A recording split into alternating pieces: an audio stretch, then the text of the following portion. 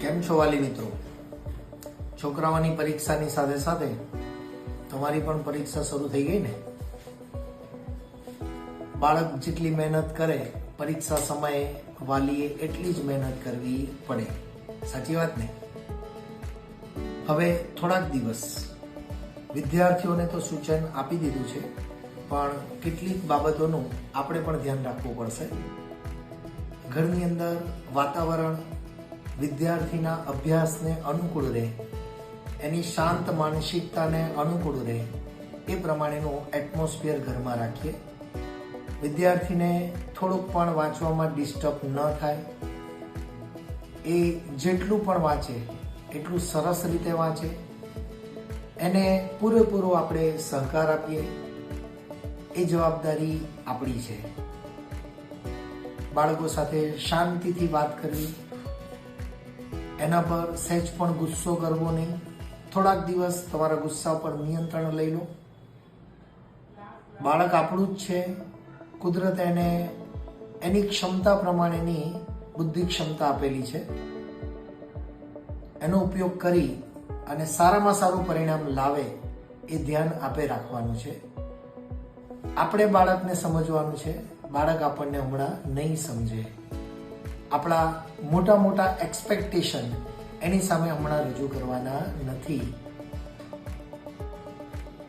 જેવું પણ પેપર જાય, જેવું પણ રિઝલ્ટ આવે, એને વિશ્વાસ આપો કે હું તારી સાથે જ છું.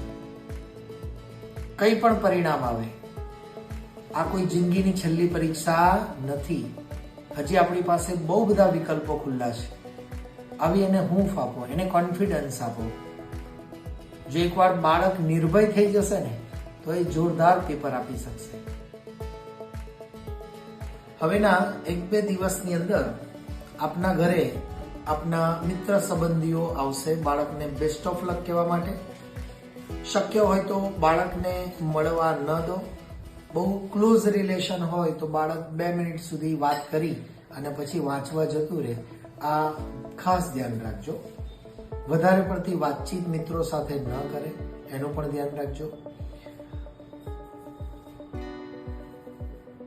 જ્યારે બાળક વાંચવા બેઠું હોય, પછી સવારે વહેલા ઉઠીને કે પછી રાત્રે મોડે સુધી બાળક વાંચતું હોય તો પેરેન્ટ્સ તરીકે એની સાથે બેસીએ આપણે.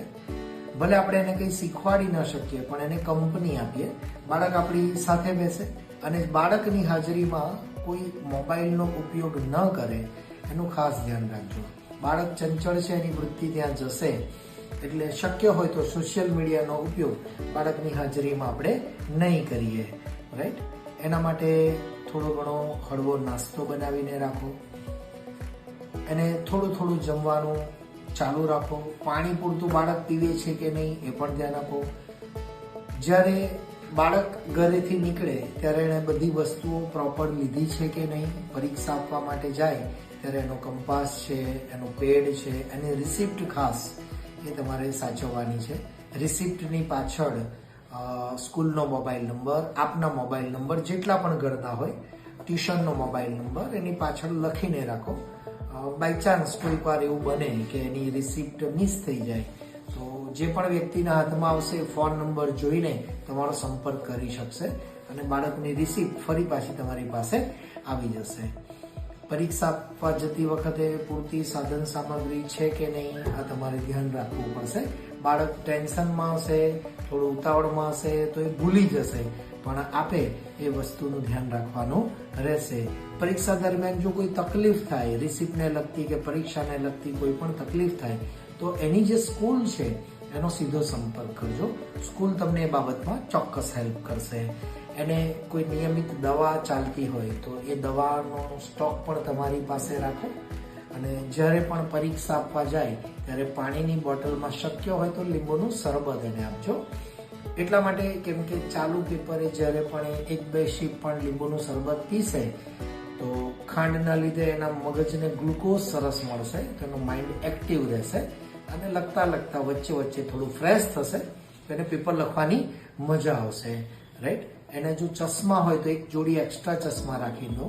કેમ કે તાત્કાલિક તમે ચશ્મા બનાવી શકશો નહીં. બાય ચાન્સ કોઈ ચશ્મા તૂટી ગયા તો બીજી જોડી હશે તો વિચારવાનું રહેશે નહીં. તો એક જોડી ચશ્મા પણ એની સાથે રાખશો.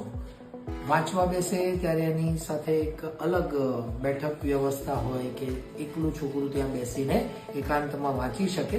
શક્ય હોય તો એ વ્યવસ્થા કરી શકાય. બરાબર છે. અને જ્યારે પણ પરીક્ષા સેન્ટર ઉપર આપ એને મૂકવા જાઓ ત્યારે ખાસ ધ્યાન રાખજો, અન્ય વિદ્યાર્થીઓ સાથે કે વાલી સાથે વાતચીત વધારે કરે નહીં. પરીક્ષા આપીને પણ જ્યારે બહાર આવે ત્યારે શક્ય હોય તો પેપર કેવું ગયું, કેટલા માર્ક્સ આવશે, આવા બધા પ્રશ્નો પૂછવા યોગ્ય નથી. નો ડાઉટ મા બાપની ભાવના હોય અને મા બાપ આવું સાહજિક રીતે પૂછતા હોય છે, પણ એની ઇફેક્ટ છોકરાઓના બીજા પેપર ઉપર પડતી હોય છે. તો આ બધી વસ્તુઓ પૂછવાનું ટાળો. પેપર સોલ્વ કરવાનું, ઘરે ચેક કરવાનું, આ બધી વસ્તુઓ પ્રિફર કરશો નહીં. બાળક માટે ખૂબ સારું રહેશે. આપણું બાળક સરસ જ છે, ગ્રેટ છે, એને બહુ જ સરસ વાંચ્યું છે, આખું વર્ષ મહેનત કરી છે, આપે પણ ખૂબ એની પાછળ મહેનત કરી છે, શુભેચ્છા રાખી છે. તો હવે એનો ફાઇનલ જે એક્ઝામ છે એમાં એને ફૂલ સપોર્ટ કરીએ. આપણે બધા બાળકની સાથે છીએ અને બાળકને ખૂબ હેલ્પ કરવાની છે અને એનાથી જ એનું રિઝલ્ટ મળશે. બે હાથે તાળી વાગે, એક હાથે તાળી વાગશે નહીં. સો પેરેન્ટ્સ, આપને પણ wish you best of luck. Thank you.